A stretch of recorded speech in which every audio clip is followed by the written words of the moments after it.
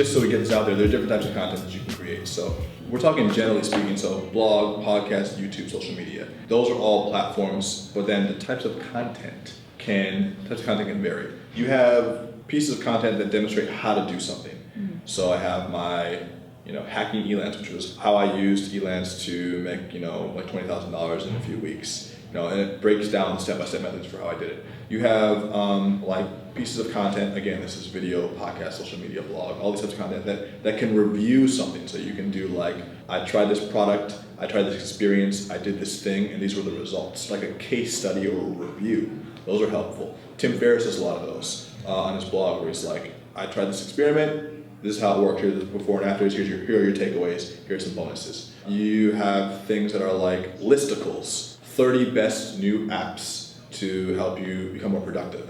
Again, these can be videos, it could be podcasts, it could be blog, listicles, stuff like that. You have aggregating content where like you take some of the best stuff that other people have created and you put that in a post or a video or a podcast, whatever, and you just find other people's best stuff and curate that, which is definitely a type of content creation, right?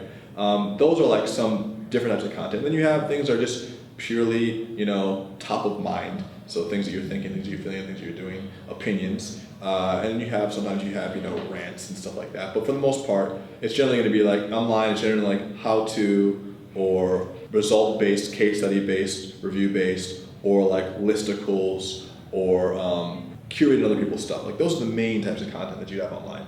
And then when you get into different like sub niches, like the YouTube space, there's comedy stuff and there's news. But for the most part, when you're thinking about selling an information product and building a digital product, especially, those are the core types of things that you're going to attract people with. Now, how to come up with interesting ideas for those, right? Well, and the interviews in a way are a form of case study, right? Because you're taking someone else's experience and you're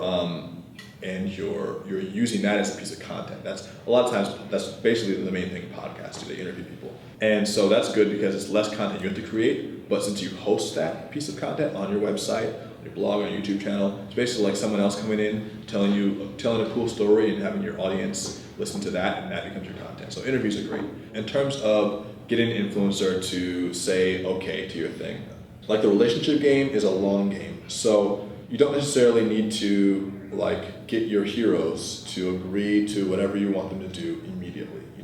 Usually doesn't happen like that. The number one thing you can do to start interviewing people who are more successful than you is to first show that you've taken some action on your own to get some traction.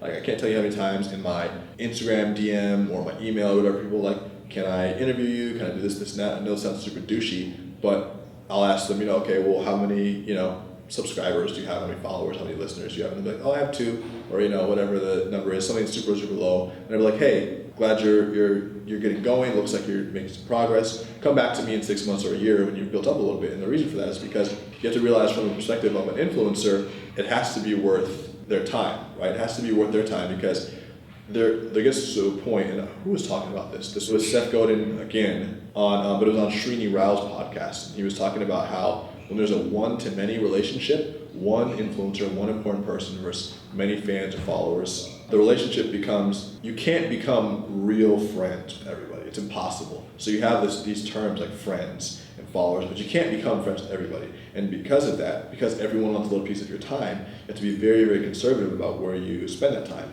Because otherwise, you'd just be spending all day responding to everyone's requests. If Kim Kardashian responded to every comment that she got when she put up an Instagram post, she'd literally do that all day because she'll get 10,000 comments, literally. So what you have to do is think, okay, if I'm going to come to an influencer and ask them to help me with something, whether it's coming to my podcast or giving their opinion on something or having me interview them, what am I bringing to the table? And the first thing you can bring to the table is showing that you're willing to put in some effort before they get there. Maybe that's, you've worked for a little bit to show that you can get a following, and then you've targeted it by saying, hey, listen, let's say you want to interview Mark Cuban. Hey, Mark, my name is Daniel. I run this podcast called Mavericks Talk Live, and we've had a few good guests on there, including some of your athletic trainers. We wanted to get your perspective on XYZ specific issue. Would you like to come on the show? Like at that point, you're positioning it so specifically towards him that he knows it's going to be a meaningful conversation. because it's like something that he's specifically interested in, and you put a little work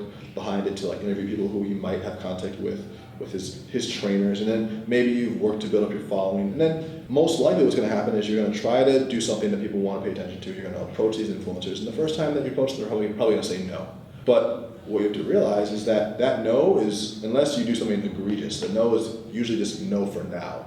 And what you do is they say no, and then you take that in stride, you keep working on your thing, and then you ask them again. This happened with me when I was trying to get an agent for the book, who is an influencer for sure. She's a very good agent. She's done a lot of other celebrity books, so she's important. She knows what she's doing. She doesn't have a lot of time. I had a mutual connection from a friend, which is also good if you want to connect with people important. I had a mutual connection. Talked to her about my idea. She said, hey, it sounds like a great idea, but your audience isn't big enough right now. Build it and come back. A lot of people would see that and be like, oh, I don't know, I'll just self-publish it, or I'll try to find another agent. It's too much work. But I actually continued to follow up over the next 3 months, 6 months, a year and a half. I continued to build it, continued to grow, and I continued to be very persistent. And eventually, she was like, oh shit, you did grow. Okay, let's meet. And then she's like, oh shit, you got a pretty good idea. Let's do a book. But that's through persistence. So the first thing is bring something to them that they want. Bring something to them that they can relate to. Try to help them in some way.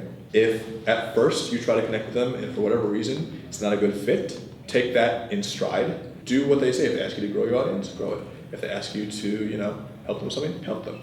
And then come back to them later when you have a better way that you can help them, or something, a better result than you had before. And at that point, it's going to be easier for you to get their attention, not only because you've like grown yourself, but also because they see that you're serious. Down below, or whatever the bonus section is in this section, I'll give you some specific examples with some scripts and a couple ideas that can help you to figure out who you should approach and what you should say to them when you get to them, including a couple of email scripts too, which I think will be useful. And this is all part of finding people to help you with your content, especially with interviews, if podcasting is something you want to do, or if you want to interview people, which is pretty good content. It's also a great way to meet people in your space that end up being connections for years to come.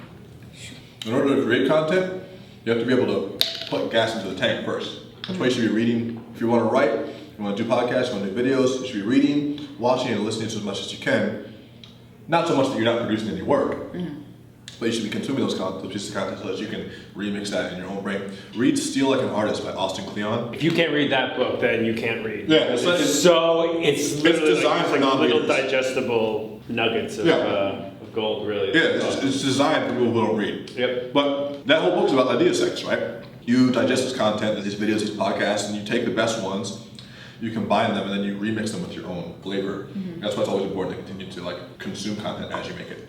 And also you can reposition your core message. So it could be your core message, things that your philosophy, things that you've written about, or maybe even other people's content, and just reposition it as your own. That's such an important idea I want to stress. Consume content while you're creating it, and then create content while you're consuming it. I mean, whenever I read a book, I actually have to stop myself from reading as much as I once did, because now, especially because I'm surrounded by so many influential people, when I read, I get a million ideas, and it takes me an hour to get through 5 pages, and I'm constantly margining in the back of the book or in a notebook ideas.